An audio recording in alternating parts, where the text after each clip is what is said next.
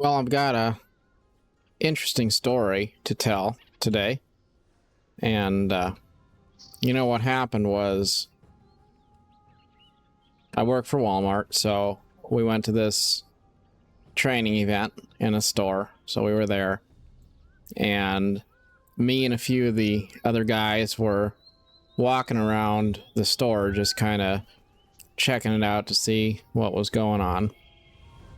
And then we got stopped by a customer, and it was this old man. And when you're working in a retail environment,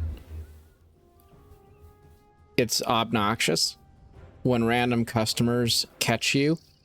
And oftentimes it's these really old customers who have nothing going on in their life, and they're just bored and lonely and desperate for somebody to talk to.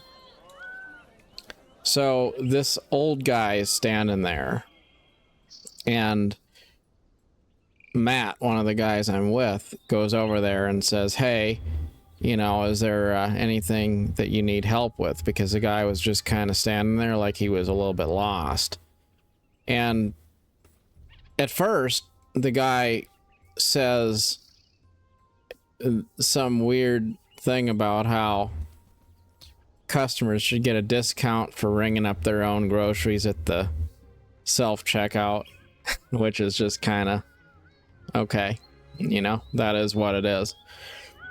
So we listened to that, but then the guy went off into this tangent of telling basically his whole life story to us. And he forgot, I think, that he was in a Walmart store, and he just started talking about everything, and we were his captive audience for what seemed like it was turning into more like 45 minutes probably. And it turns out that he had spent a lot of his life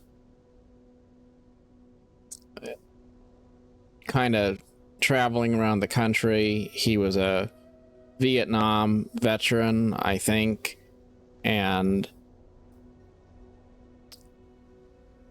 he saw a lot of stuff. And now he's 89 years old, still seems to be sharp, of good sound mind and body, but a lonely man. And he said three things that stood out to me. First, he talked about how when he was young, there was somebody who was, I believe, a teacher who would appreciate him for presentations he would deliver, and he talked about how it wasn't a really big deal. It was just early in his life, there was somebody who was there who would take the time to say, "Good job," and "I appreciate what you're doing." It wasn't really anything extraordinary. It was just a figure that he respected who would take the time to spontaneously, periodically appreciate him for the work that he was doing. And he said he took that with him throughout his whole life and always respected this guy who would give him a little bit of well-timed praise once in a while. He said that this guy wound up being kind of like a father figure to him, and he had this level of intrinsic respect for this person who'd been a formative figure in his young life. And he said it was all just because other people just kind of went through the motions, but this guy took the time to care and to build him up. And I thought that was really good, because it's so true. A little bit of well-timed well-timed, sincere praise can mean the world. When somebody doesn't have to give you praise, they don't have to show that they care, and they just choose to. They choose to because they find it in themselves to invest in you and take interest in you. And I think about my own life, and I'm reminded of times like this. Like, I remember a manager that I worked with when it was my first job, and this guy would take the time to ask how I was doing. He would take the time to tell me that he believed in me and he was proud of things I was doing, even if they weren't big things. It was still very meaningful to me. And over the years, I don't work with him anymore, but I still know who he is. I know where he is. And once in a while, I'll shoot him a message and say, hey, you know, Merry Christmas or whatever it might be. We'll stay a little bit in touch, and I've always appreciated him just because he took time to show that he cared. And it's so easy to lose sight of the importance of showing care for other people, but it's very important to do that. Anyway, we continue to talk to this guy, and next he talked about how he'd had this job for a long period of time, built a relationship with another person who was in his workplace, and this individual was, I think, maybe his boss or something, but he left and he went on to do other things. And then his boss wrote him a letter of recommendation and said, this is a man of integrity, and if you have any questions, call me. That's really just about all he wrote in this letter of recommendation. He just said this is a man of integrity, and he vouched for him. And this man we're talking to, he said, I took that letter with me over and over again, and I took it to new employers as time went on. And over the years, it continued to be the case that was the most powerful resume I ever had, because it was just a person of substance who chose to vouch for me and chose to say that I had integrity, and continued to stand by that. As the years passed, he would always recommend him to anyone who would ever call and ask. And I thought, isn't that just a great example of how integrity matters more than anything else? You could be not a perfect person, you could be not the smartest, not the fastest, but if you have integrity, that will go a lot further than anything else that you could bring to the table.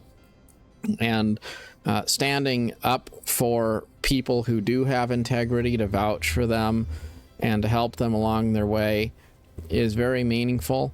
And then being that kind of a person, the kind of a person who will earn the respect and trust of other people to where they would go to bat for you. They would know that they can trust to back who you are up with their faith, their confidence, their word.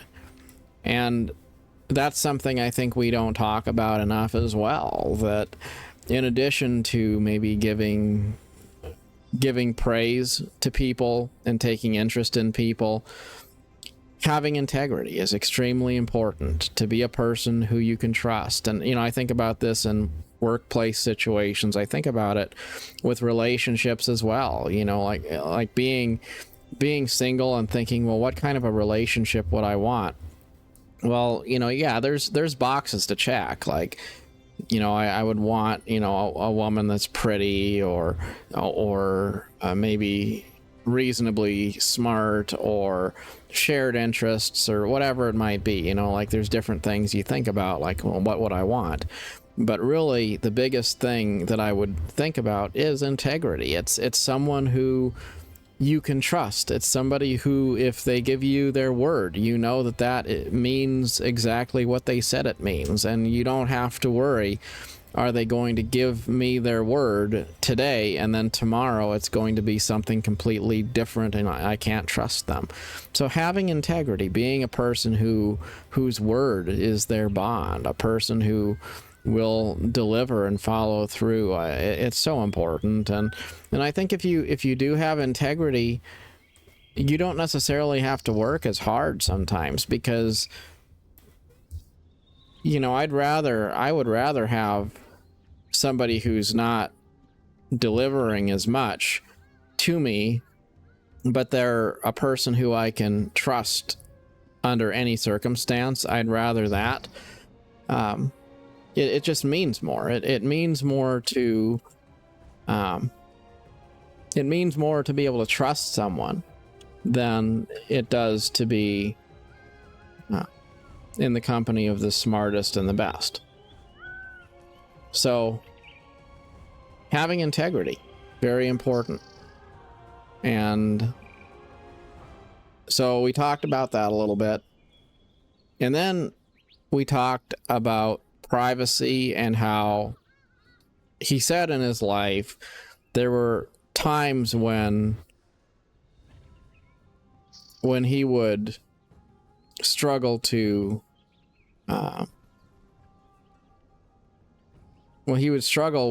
with people stealing his intellectual property in the workplace, because they would, I guess he said he worked with patents, and people would steal those patents in some cases, or try to steal the patents.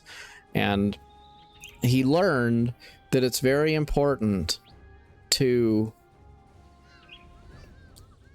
safeguard your personal secrets, because you can't trust people, and they will steal information and use it against you. And I thought that's a really important lesson too.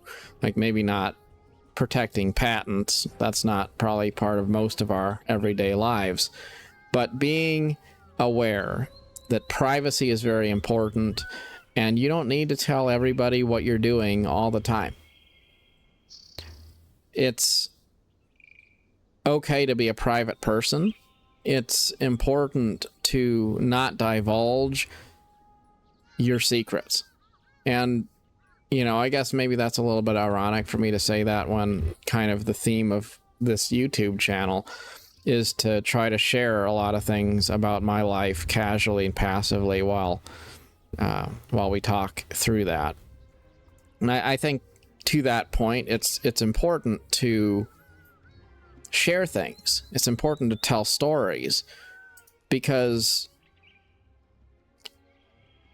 what is the point of life if you're not sharing it with others? I learn lessons, I have experiences. There's so many things that potentially you learn, and somebody else might benefit from those things as well. And I think that that's important. It's important to share things with others so that they can maybe not make mistakes that you've made, or maybe they can benefit from some of the things that you've learned, or whatever. And you're not going to ever really be able to help other people if you are always gatekeeping who you are, and you put up so many walls that you just don't really have any capacity to be transparent with people.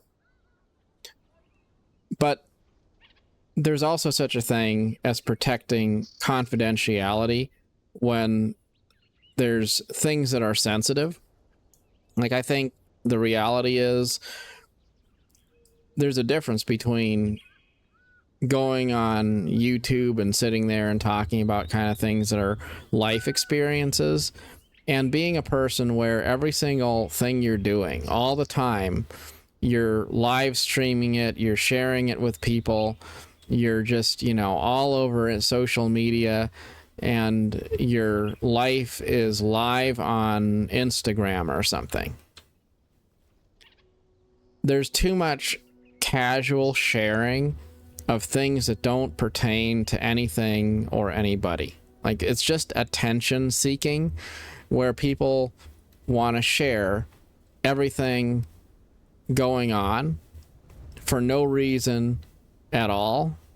And I think you put yourself at risk if you do that, to be incapable of just minding your own business, and you're always trying to broadcast with a billboard to everybody in your circles what you're doing all the time. A little bit of confidentiality can be a very important tool in the arsenal. And yes, there's a point when it's a great idea to share your life experiences with other people so that you can invest in other people through sharing things that you've learned or experienced. And that's important.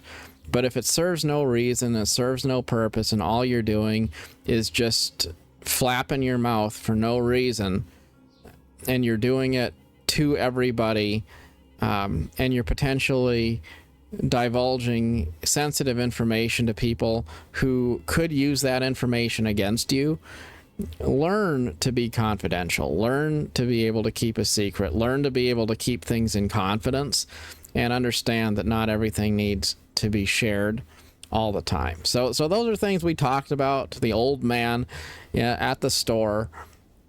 And 5 minutes turns into 45 minutes before you know it. And this guy just unloaded his life story on us, and I thought those were 3 takeaways that were really great things he talked about. The importance of giving people praise, the importance of building people up, the importance of having integrity and vouching for people who have integrity, the importance of privacy and protecting your interests and not trusting people not to do you wrong, because people will always act in their own interests, and oftentimes they will act counter to your interests if you don't protect yourself. But finally, it is the old man himself, which I think stands out the most. Imagine that largely his life has become quiet. Many of the people who he spent his life with probably have died by this time. And he is alone. He's there in a Walmart store, hanging around, trying to make connections with people, desperate for someone that will hear him, just wanting to be visible. At a time in his life when he probably feels pretty much invisible all the time. And there was a point talking to this man when he started to tear up a little bit, and it appeared he was going to start crying. And I thought that's pretty interesting, that he was having these emotions and he felt so happy that we as his captive audience were listening to what he had to say and engaging with him. And the truth was, we were just kind of trying to power through that conversation so we could move on with the day, because when you're there, you're not really looking to have a 40-minute conversation with somebody random. But I also thought having that conversation and taking the time was probably more important to the guy than we realized, because it was a meaningful thing to him. And for us, it was just a random person that took a little bit of our time on a Tuesday. And yet, I couldn't help thinking about how this man seemed so full of wisdom, helpful pointers, and things that you should take with you as guide stones in life. And yet there he was, alone and desperate for attention, hoping somebody would hear him out. And I thought it's so important to take time to nurture relationships with people in your life who are going to empower you to have healthy social connections and not be alone in the twilight years of your life. Because you can be chasing things, you can be busy doing all kinds of stuff, but there comes a point in your life when what's going on in your career, business strategy, none of that matters.